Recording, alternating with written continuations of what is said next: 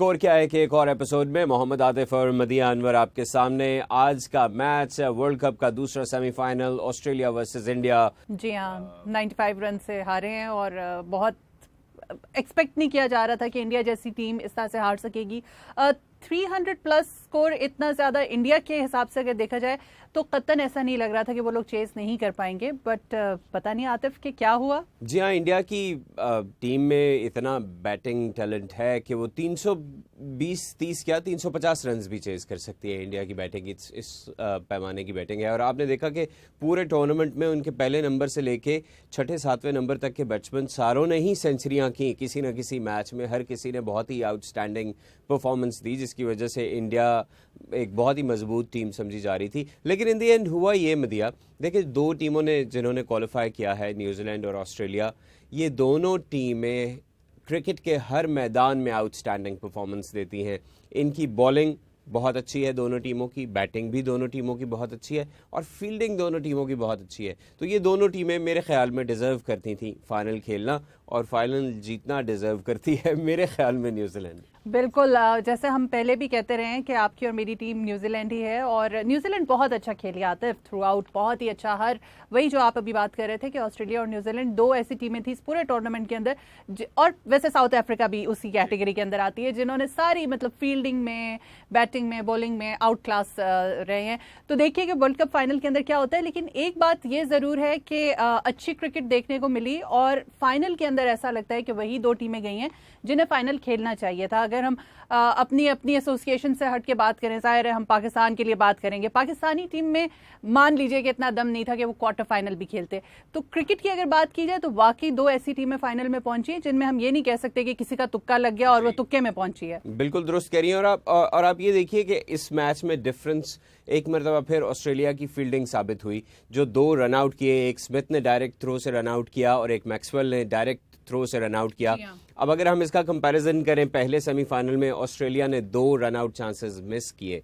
एक जो उनके कीपर के हाथ में से बॉल निकल गई और उन्होंने विकेट पे मार दिया, और दूसरा डिविलियर्स से जो रन आउट चांस मिस हुआ था, और वो 2 run out chances and then catch drop that costed the match to South Africa. लेकिन ऑस्ट्रेलिया ने जिस तरह से हर मैदान में, अब देखिए वार्नर उनके इतने की प्लेयर हैं और वो इतनी जल्दी आउट हो गए थे, लेकिन उसके बाद जिस तरह से फिंच और स्मिथ ने इतनी अच्छी, इतनी आला इनिंग्स खेली, और उसमें फिंच बहुत ही आहिस्ता खेल रहे थे। फिंच का स्ट्राइक रेट भी बहुत अच्छा नहीं था, लेकिन उन्होंने विकेट रोक के रखी, सेंचुरी बनाई स्मिथ ने और फिंच उनका साथ देते रहे। और उसके बाद ऑस्ट्रेलिया ने जिस तरह से इनिंग्स को आगे बढ़ाया वो भी काबिल दी था। और इंडिया ने भी देखिए ना, पहली विकेट तो 71 पे जाके गिरी। शुरू के अंदर ऑस्ट्रेलिया की फील्डिंग बहुत अच्छी नहीं थी आतिफ। अगर आप शुरू के 4-5 ओवर्स में देखें, धवन का उन्होंने एक कैच भी ड्रॉप कर दिया था।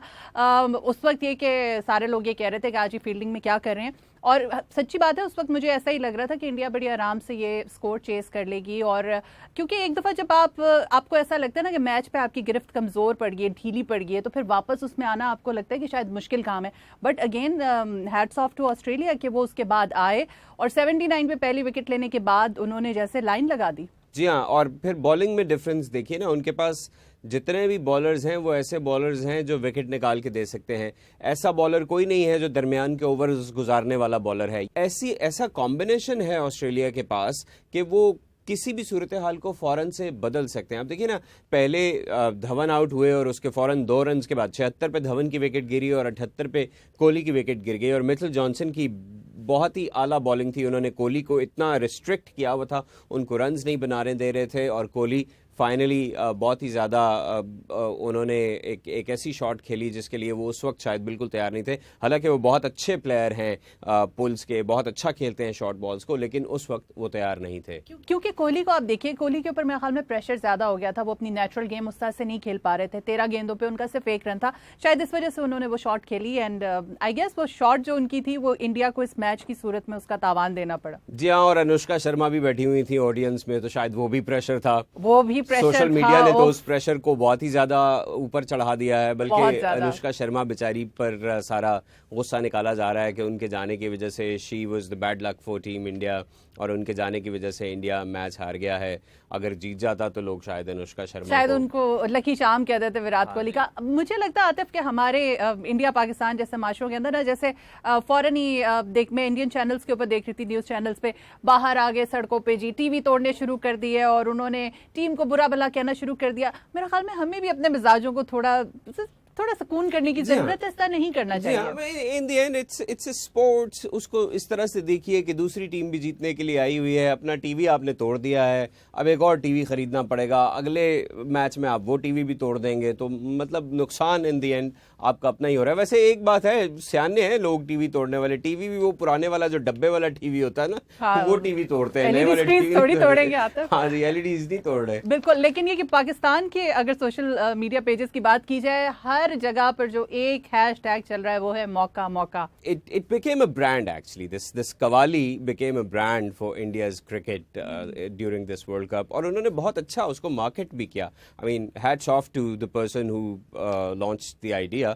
लेकिन जाहिर बात है, जहां उसको बहुत मर्तबा दूसरी टीमों के खिलाफ इस्तेमाल किया गया, वहीं आज मौका पे जो कुछ किया जा रहा है मौके के साथ सोशल मीडिया पे, वो इंडिया की टीम के खिलाफ किया जा रहा है। लेकिन हमें अफसोस है कि एक south Asian team world cup से बाहर हो गई है। गो के मेरी फेवरेट टीम इस वर्ल्ड कप में इंडिया नहीं थी, मेरी फेवरेट टीम न्यूजीलैंड है, जैसे हमने पहले भी जिक्र किया। लेकिन फिर भी ये एक बहुत अच्छी बात होती अगर साउथ एशियन टीम के पास क्रिकेट का वर्ल्ड कप आता, क्योंकि मैं साउथ एशिया से हूँ, so I would support South Asia. But still it's a big thing कि इंडिया ने स्टिल सेमीफाइनल्स में गए। सेमीफाइनल खेलना कोई छोटी बात नहीं है, और डेफिनेटली ये आगे आपको मौके मिलते रहते हैं। इंडिया ने टाइटल जीता हुआ था, तो ठीक है आतिफ, जो 2 टीमें पहुंची हैं वो भी बहुत अच्छी टीमें हैं, और let's hope for the good cricket. जी हाँ, बिल्कुल। फाइनल में बहुत ही कांटेदार मुकाबला देखने को मिल सकता है, जैसे पहले इन दोनों टीमों के मैच में हुआ था। अब देखिए, इतने कम रन्स का गेम था, लेकिन इतना कांटेदार मैच था कि न्यूजीलैंड ने आखिरी विकेट पे 151 शायद इनको चेज करना था, जो न्यूजीलैंड ने आखिरी बॉल पे आखिरी विकेट पे चेज किया था। तो दोनों तरफ से बॉलिंग, एक तरफ बोल्ट हैं, दूसरी तरफ स्टार्क हैं, मिचेल जॉनसन हैं, बहुत ही अच्छी बैटिंग है, बहुत ही अच्छी बॉलिंग है। सो वी आर होपिंग एक बहुत ही अच्छा फाइनल मैच हमें देखने को मिलेगा क्रिकेट वर्ल्ड कप 2015 के लिए। अगर आप हमारे पोल में शामिल होना चाहते हैं और हमें बताना चाहते हैं कि न्यूजीलैंड और ऑस्ट्रेलिया में से आपकी टीम कौन सी है, या आपको क्या लगता है कि कौन सी टीम जीतेगी वर्ल्ड कप का फाइनल और बनेगी क्रिकेट की बादशाह, तो आइए www.urduvoa.com पर और हमारे पोल में शामिल होकर हमें अपनी राय दीजिए। मोहम्मद आतिफ और मदिया अनवर को दीजिए इजाज़त। फाइनल मैच के दिन या फाइनल मैच के बाद या फाइनल मैच से पहले मजीद बातचीत के लिए आपके सामने हाजिर होंगे। अपना बहुत ख्याल रखिएगा।